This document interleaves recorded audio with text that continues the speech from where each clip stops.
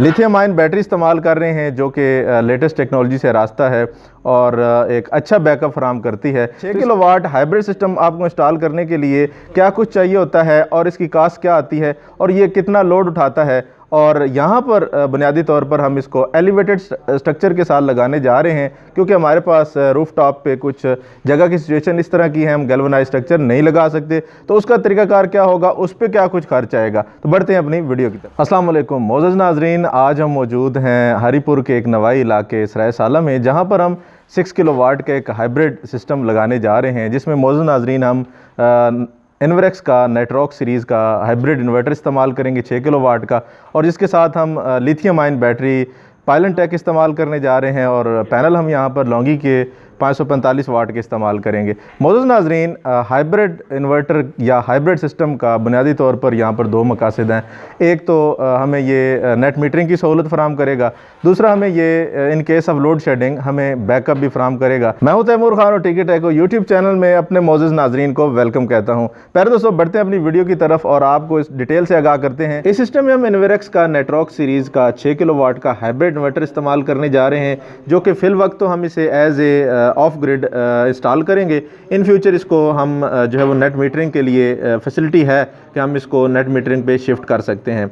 इसके साथ प्यारे दोस्तों हमें बुनियादी जो इक्विपमेंट है वो मिलता है। और अगर एफिशिएंसी की बात की जाए तो सोलर मैक्स के बाद इन्वर्क्स का जो नेट्रॉक्स सीरीज़ है पाकिस्तान में सबसे ज़्यादा ये यूज़ की जाती है एज ए हाइब्रिड इन्वर्टर के तौर पर। और बैकअप के लिए यहाँ पर हम लिथियम आयन पायलनटेक की UP 5000 मॉडल यूज़ कर रहे हैं, जो कि पाकिस्तान में लिथियम आयन के ब्रांड्स में सबसे अच्छी बैटरी है। और नराडा जो है वो भी दूसरे नंबर पे आती है और सबसे पहले नंबर पे पायलनटेक है, जो कि 5000 लाइफ साइकिल्स के साथ है। इससे पहले मोअज़्ज़ज़ नाज़रीन सोलर में टाल ट्यूबलर बैटरीज जो हैं वो बेस्ट परफॉर्मेंस देती थी और उनको जो है वो बड़ी मकबूल थी सोलर प्रोजेक्ट्स में और एज ए UPS में बैकअप के तौर पर बड़ा अच्छा उसको समझा जाता था। लेकिन अब चूँकि लिथियम आयन बैटरीज़ ने उनकी जगह ले ली है और उससे बहुत अच्छी और कई गुना ज़्यादा बेहतर परफॉर्मेंस दे रही हैं, क्योंकि उनकी 1200 लाइफ साइकिल होती है लाइफ, और इनकी जो है वो 5000 लाइफ साइकिल होती है। यानी कि एक दफ़ा चार्ज और डिस्चार्ज करने को एक लाइफ साइकिल बोला जाता है, और इस तरह इसके 5000 लाइफ साइकिल हों, यानी रोज़ अगर ये एक दफ़ा चार्ज और डिस्चार्ज हो तो आप इसको 13 से 14 साल तक इसको बेहतरीन इसकी परफॉर्मेंस के साथ इसको इस्तेमाल कर सकते हैं। इसके साथ हमें 2 पोर्ट्स नेगेटिव 2 पॉजिटिव मिलती हैं, और यहाँ पर हमारे पास कम्युनिकेशन पोर्ट और लिंक पोर्ट मिलती हैं, ताकि हम दूसरी बैटरी इसके साथ अटैच करते हैं तो इसको उसके साथ कम्युनिकेट कराने के लिए लिंक पोर्ट इस्तेमाल करेंगे। और अगर हम इसको अपने इन्वर्टर के साथ कम्युनिकेट कराना चाहें तो हम इसके साथ RS 485 पोर्ट से इस्तेमाल करेंगे। और मोअज़्ज़ज़ नाज़रीन यहाँ पर हमारे पास डिप स्विचेज़ हैं। अगर मैं यहाँ पर आपको दिखाऊं, अगर आप एक ही बैटरी इस्तेमाल करना चाहें तो आप 1 को ऑन पे कर देंगे, बाकी स्विचेज़ उसी तरह रहेंगे।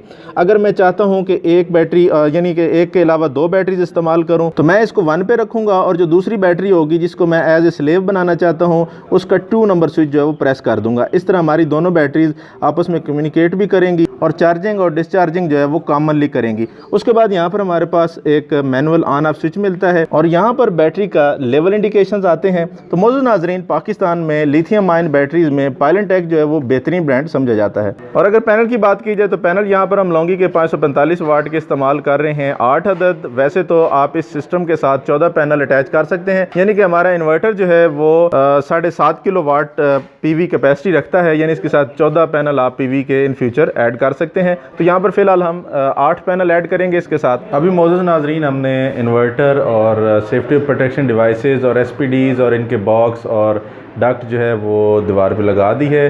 अब बारी आती है कनेक्शंस की मोअज़्ज़ज़ नाज़रीन इसकी वायरिंग की। तो वो हम इसकी वायरिंग करते हैं और उसके बाद आपको इसकी डिटेल से आगाह करते हैं कि हमने कौन सी डिवाइस किस मकसद के लिए लगाई है। और ये इनकी मेन DB है और ये वायर्स हमारी जो PV से आ रही हैं और साथ में हमारी अर्थिंग वायर है, और अभी एक और अर्थिंग वायर इसमें डालेंगे। तो मोअज़्ज़ज़ नाज़रीन यहाँ पर मैं आपको बताता चलूँ सबसे पहले इन्वर्टर के बारे में। तो इन्वर्टर यहाँ पर आप देख सकते हैं कि वैसे तो अमूमन ये 5 किलोवाट जो इनका नेट्रॉक्स का आता था उससे भी इसकी बॉडी जो है वो साइज़ थोड़ा सा कम है, वो तो इससे काफ़ी जो है वो बड़ा होता था और क्वालिटी भी इससे काफ़ी बेहतर थी। और यहाँ पर मौजूद नाज़रीन आपको जो मैं बात बताने जा रहा हूँ वो ये है कि यहाँ पर आप पीवी कनेक्ट करते हैं, ये जो इसके MC4 कनेक्टर हैं, तो यहाँ पर इसके अंदर ये जो वायर इस्तेमाल की गई है इस स्विच के साथ, ये जो इसका पीवी का ऑन ऑफ स्विच है, और इस स्विच से अंदर बोर्ड तक PCB तक जो वायर इस्तेमाल की गई है ये 2.5 mm है। आप भले वायर 6 mm लगा लें, 4 mm लगा लें, इसका कोई ख़ास फ़ायदा नहीं होने वाला, क्योंकि अंदर जो है वो इन्होंने 2.5 mm वायर यूज़ की है।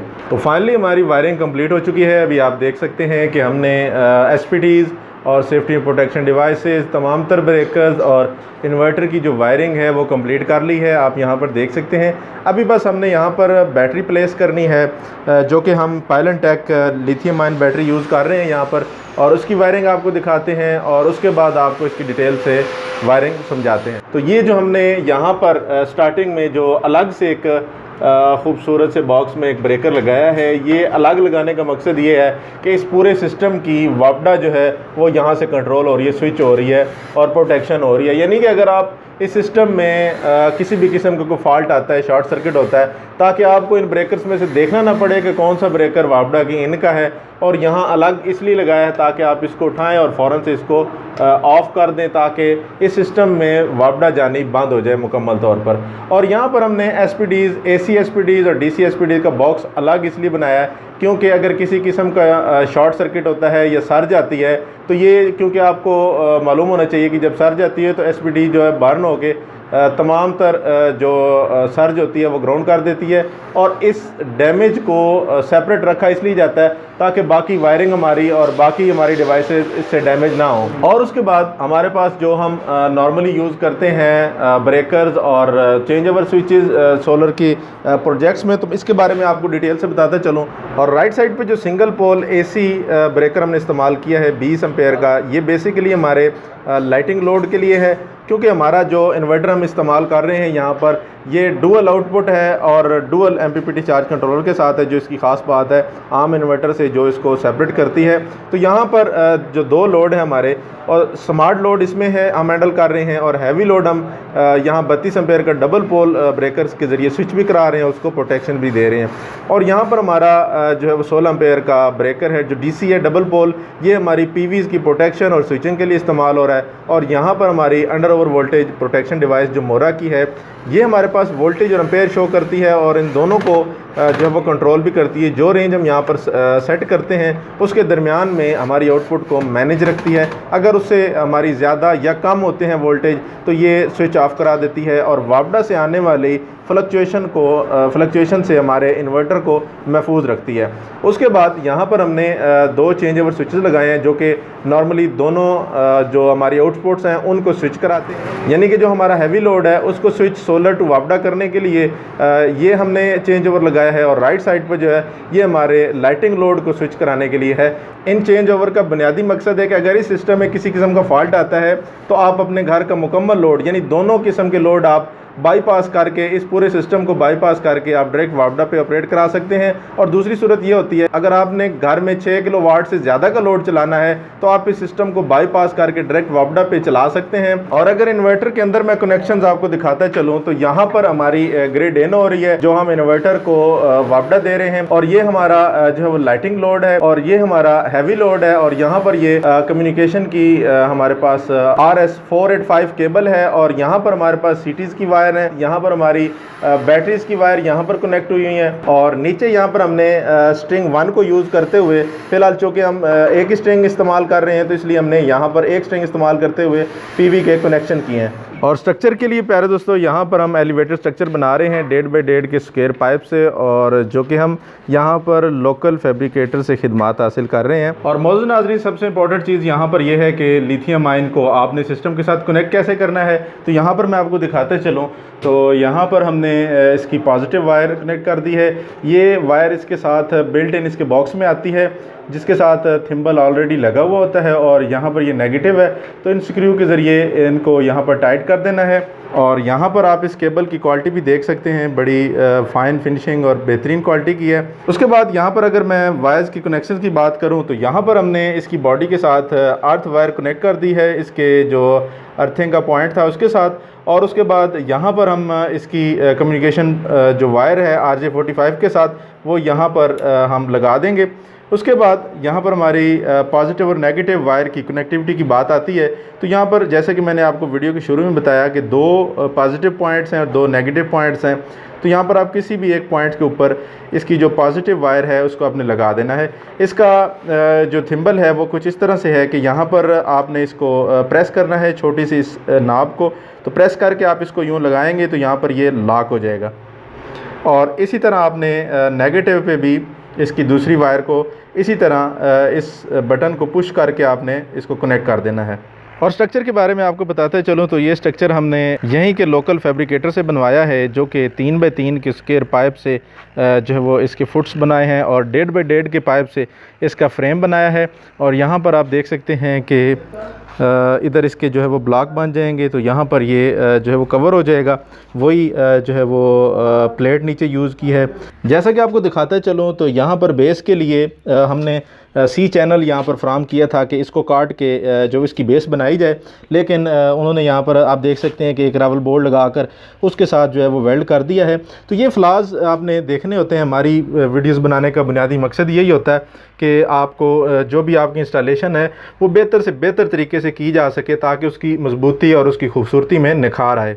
तो बुनियादी तौर पर अगर आपने एलिवेटेड स्ट्रक्चर बनाना है तो 1.5 बाई 1.5 के पाइप से आपका जो है वो एक तो सस्ता बन जाता है, दूसरा अगर आपने ज़्यादा ऊपर नहीं उठाना तो आप 1.5 बाई 1.5 के पाइप से अपना स्ट्रक्चर बना सकते हैं। दूसरा इसका ख़ास फ़ायदा ये है कि ये लाइट वेट होता है गार्डर की निस्बत, अगर आपका लिंटर कमज़ोर है। तो अब मैं आपको बताता हूँ लाइटनिंग अरेस्टर के बारे में। तो यहाँ पर मैं एक बात बताना ज़रूरी ये समझूंगा कि हमारे बहुत सारे इंस्टॉलर दोस्त एक कॉमन सी मिस्टेक करते हैं कि लाइटनिंग अरेस्टर को अलग लगाने की बजाय जो हमारे सोलर पैनल का फ्रेम होता है उसी के कॉर्नर पे वेल्ड कर देते हैं या लगा देते हैं। तो उससे ये होता है कि फ़ायदा होने की बजाय नुकसान हो जाता है, क्योंकि लाइटनिंग अरेस्टर लगाया ही इसीलिए जाता है कि कभी कभार अगर लाइटनिंग स्ट्राइक पड़े तो लाइटनिंग अरेस्टर हमारा उसको हमारे जो फ्रेम है, जो पैनल हैं, उनको महफूज रखते हुए उसको ग्राउंड तक ले जाए।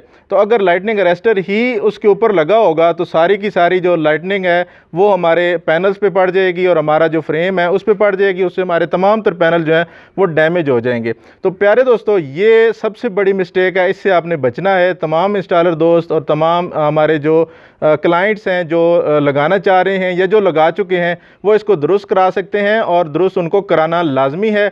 और हमारे तमाम तर दोस्त जो इंस्टॉल कराने का सोच रहे हैं तो वो इस बात का लाजमी ख्याल रखें कि वो लाइटनिंग अरेस्टर जो सोलर फ्रेम है उससे अलग करवाएं, ताकि लाइट जितनी भी इसके ऊपर पड़े वो यहाँ से होती हुई इस वायर से वो ग्राउंड तक चली जाए, हमारे पैनल जो है वो महफूज रह सके। और जिसमें हम इस्तेमाल कर रहे हैं सिंगल कंडक्टर प्योर कॉपर की वायर जो आप देख सकते हैं। तो मौजूद नाजरीन, फाइनली हमारा सिस्टम इंस्टॉल हो चुका है और अभी हमने इसके ऊपर लोड डाल दिया है। और उसके बाद मैं आपको इसका लोड दिखाता चलूँ तो अभी आप देख सकते हैं कि शाम के 5:30 बज चुके हैं और इस टाइम हमारा तकरीबन 1 किलोवाट लोड चल रहा है। और अगर PV से जनरेशन की बात की जाए तो यहाँ पर 0.39 जो है वो किलोवाट जनरेशन हो रही है।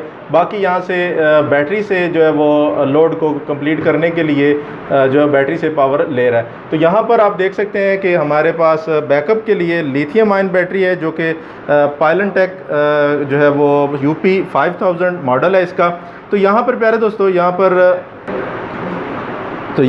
दोस्तों पायलनटेक की 2 ख़ास बातें हैं कि ये एक बेहतरीन बैकअप देती है और दूसरा इसकी फ़ास्ट चार्जिंग की वजह से ये कम वक्त में मुकम्मल चार्ज हो जाती है। अभी आप देख सकते हैं कि इसने तकरीबन 1 घंटे में जो है वो मुकम्मल चार्ज हो गई है। तो यहाँ पर इंडिकेशन लाइट से आप इसकी चार्जिंग कैपेसिटी देख सकते हैं। तो उम्मीद करते हैं प्यारे दोस्तों आपको इस वीडियो से काफ़ी कुछ सीखने को मिला होगा। अगर आप चाहते हैं कि ऐसी टेक्नोलॉजी से रास्ता वीडियो आपको मुस्तकबिल में भी मिलती रहें तो वीडियो को लाइक करें, चैनल को सब्सक्राइब करें। अपना रखिएगा ढेर सा ख्याल। अल्लाह हाफिज़।